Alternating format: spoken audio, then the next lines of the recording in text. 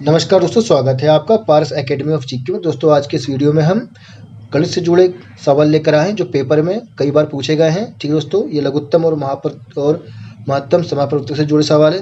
ठीक है दोस्तों, आप इस वीडियो को अंत तक देखिए और ध्यान से देखिए। ठीक है, अभी रेलवे ग्रुप डी और एनटीपीसी के लिए अत्यंत महत्वपूर्ण है ये, और ये सवाल एसएससी में भी काफ़ी बार पूछा जा चुका है। ठीक है दोस्तों, तो लेते हैं आप आज का सवाल। दो संख्याओं का महत्तम समापवर्तक यानी कि HCF 30 है, लघुत्तम समापवर्त्य 2310 है, उनमें से एक संख्या 330 है। ठीक है दोस्तों, तो दूसरी संख्या ज्ञात करो। ठीक है दोस्तों, हमें यहाँ पर महत्तम समापवर्तक दिया हुआ है, लघुत्तम समापवर्त्य भी दिया हुआ है, एक संख्या दी हुई है और दूसरी संख्या हमें ज्ञात करना है। ठीक है दोस्तों, तो इसके लिए बहुत ही आसान सा फॉर्मूला दिया हुआ है। ठीक है दोस्तों, ये काफ़ी इंपॉर्टेंट सवाल है, इसको आप अच्छे से देखिए, वीडियो को ध्यान दीजिए इसके ऊपर। तो फॉर्मूला हम लगाते हैं यहाँ पर। पहली संख्या गुणित दूसरी संख्या, ठीक है दोस्तों,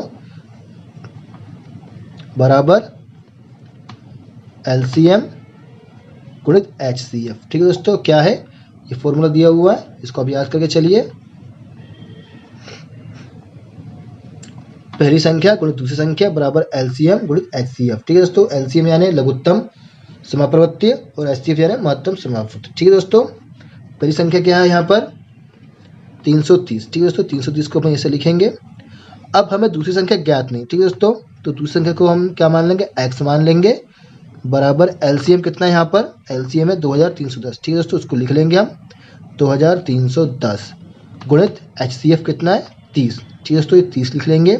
अब क्या करेंगे दोस्तों, x को हम वैसा का वैसे रहने देंगे और 330 का हम पक्षांतर कर देंगे। ठीक है दोस्तों, तो 2310 गुणित 30 बटे में 330। ठीक है दोस्तों, अब क्या करेंगे हम, इस शून्य से ये शून्य गया, 3 एकम 3 और 3 एकम 3, 3 एकम 3। ठीक है दोस्तों, 11 हो गए यहाँ पे। अब क्या करेंगे, 11 का हम भाग देंगे 2310 में। ठीक है दोस्तों, तो 11 एकम 11, 11 दूनी 22। ठीक है, हासिल का 1, 11 एकम 11 और शून्य का शून्य। ठीक है दोस्तों, तो x का मान कितना आया, x का मान आया दोस्तों 210। ठीक है दोस्तों, तो जो उत्तर होगा वो ऑप्शन बी 210 होगा। ठीक है दोस्तों, काफ़ी आसान सवाल है ये, आपको बिल्कुल भी डरना नहीं है, घबराना नहीं है। पेपर में आपको ठंडे दिमाग से ये प्रश्न को सॉल्व करना है। ठीक है, फॉर्मूला आपको मैंने बताया है।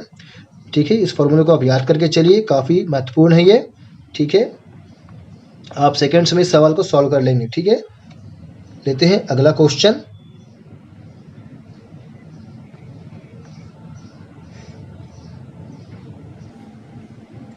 तो दोस्तों दूसरा सवाल इस प्रकार है, दो संख्याओं का गुणनफल 1000 है। ठीक है दोस्तों, यदि उनका महत्तम समापवर्तक 5 हो तो लघु समापवर्तक ज्ञात करो। ठीक है दोस्तों, ये वो उसका ही टाइप 2 सवाल है। ठीक है दोस्तों, ये भी काफ़ी इंपॉर्टेंट है, ये काफ़ी पेपर में काफ़ी बार पूछा गया है। ठीक है, एक बार फिर सवाल दोहराता हूँ। दो संख्याओं का गुणनफल 1000 है, यदि उनका महत्तम समापवर्तक 5 हो तो लघुत्तम समापवर्तक ज्ञात कीजिए। ठीक है दोस्तों, तो दो संख्या का गुणनफल मतलब पहली संख्या, वही फॉर्मूला हम फिर से पुट करेंगे, पहली संख्या गुणित दूसरी संख्या। ठीक है, उसके बाद बराबर LCM, ठीक है, गुणित HCF। ठीक है दोस्तों, LCM यानी लघुत्तम समापवर्तक और HCF यानी महत्तम समापवर्त्य। ठीक है दोस्तों, अब यहाँ पर हमें क्या करना है, अब हमें अपने जो संख्या दी हुई है उसे यहाँ पर पुट करना है। ठीक है, तो पहली संख्या गुणित दूसरी संख्या। ठीक है, तो दो संख्या का गुणनफल, तो ये इन दोनों का गुणनफल कितना दोस्तों 1000 हो जाएगा। ठीक है, ओके। उसके बाद LCM कितना दिया हुआ है, हमें कुछ नहीं दिया हुआ, तो हम इसे क्या मानेंगे, हम इसे मानेंगे x। ठीक है दोस्तों, और HCF कितना दिया हुआ है, महत्तम समापवर्तक, वो दिया है 5। ठीक है दोस्तों, तो उसे हम गुणित करके 5 लिख लेंगे। ठीक है, अब क्या करेंगे, 1000 बराबर 5x। ठीक है, अब क्या करेंगे, हम 5 का पक्षांतर कर देंगे, x बराबर 1000 बटे 5। ठीक है दोस्तों, अब क्या हमें क्या करना है, इसका इस पर भाग देना है। तो 5 एकम 5, ठीक है। अब यहाँ पे क्या करेंगे, 5 दूनी 10 और 2 शून्य का 2 शून्य, ठीक है दोस्तों। तो x का मान कितना आया है, x का मान आया है 200, ठीक है दोस्तों। इसका सही उत्तर क्या होगा, ऑप्शन डी 200, ठीक है दोस्तों। आशा करता हूँ ये सवाल आपको समझ में आया होगा। ये जो ट्रिक है, शॉर्ट ट्रिक दोस्तों, आप इसको याद करके चलिए, काफ़ी इंपॉर्टेंट है ये, ठीक है। आपको जो सवाल देते हैं ये आपको सवाल सॉल्व करने के लिए आसान रहेगी, ठीक है। लेते हैं अगला प्रश्न, लेते हैं दोस्तों अगला सवाल दोस्तों क्या पूछ रहा है कि यदि किसी संख्या का 40%, ठीक है दोस्तों, का 16%, यहाँ पे कोमा लगा हुआ है, 8 हो तो वह संख्या क्या है, ठीक है दोस्तों। यदि किसी संख्या का 40% का 16% 8 हो तो वह संख्या क्या है। दोस्तों काफ़ी इंपॉर्टेंट सवाल है और कई बार पेपर में पूछा गया है दोस्तों ये, इसको आप ध्यान दीजिए, ठीक है। इससे आपको डरना बिल्कुल भी नहीं है, बहुत ही आसान और इजी सवाल है दोस्तों, ठीक है। एसएससी और बैंक में ये सवाल बहुत बार पूछा जा चुका है, ठीक है। संख्या बदल दी जाती है लेकिन फॉर्मेट वही रहता है, ठीक है। ध्यान दीजिए, बहुत इंपॉर्टेंट सवाल है ये।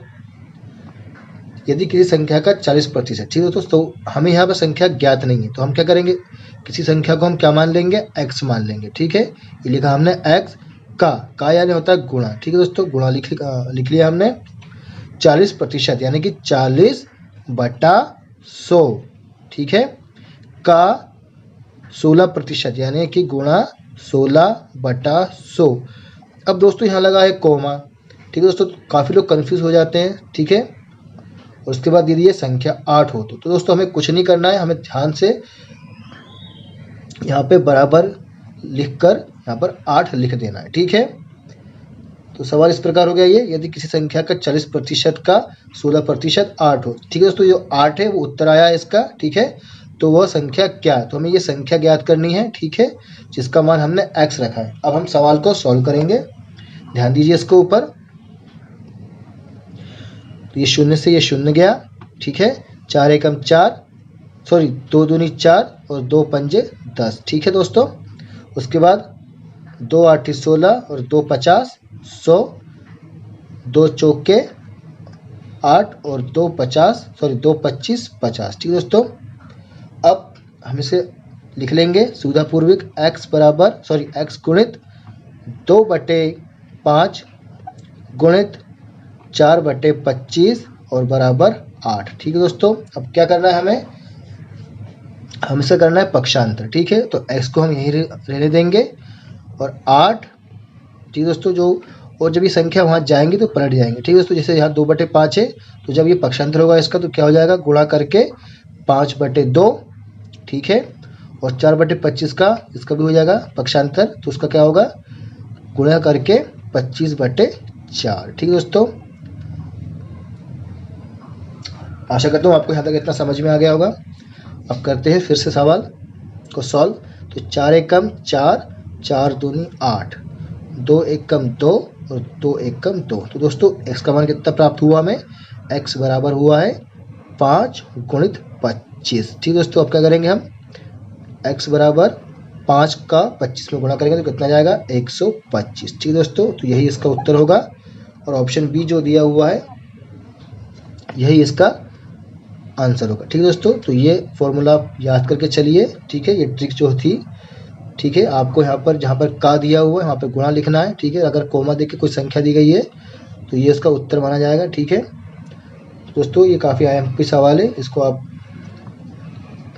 सीखिए, लगातार करते रहिए, ठीक है, आपके दिमाग में ये फिट हो जाएगा। दोस्तों वीडियो देखने के लिए अत्यंत धन्यवाद। जय हिंद, जय भारत। चैनल को सब्सक्राइब करना ना भूलें दोस्तों। अभी ग्रुप डी और SSC के एग्ज़ाम आने वाले हैं, ठीक है। जब तक के लिए जय हिंद, जय भारत।